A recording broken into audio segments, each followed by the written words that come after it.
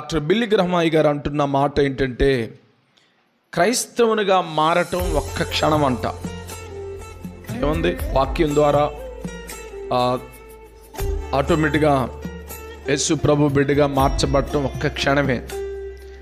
కానీ క్రైస్తవునిగా బ్రతకటం జీవితకాలం పని అంట. ఇది కొంచెం కష్టం.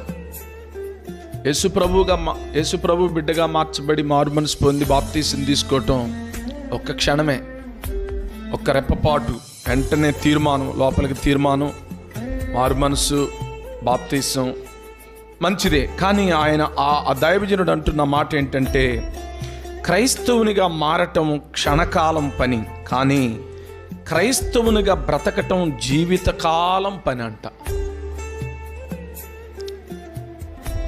ఈ పని యేసయ్య రాకడలో ఎత్తబడేంత వరకు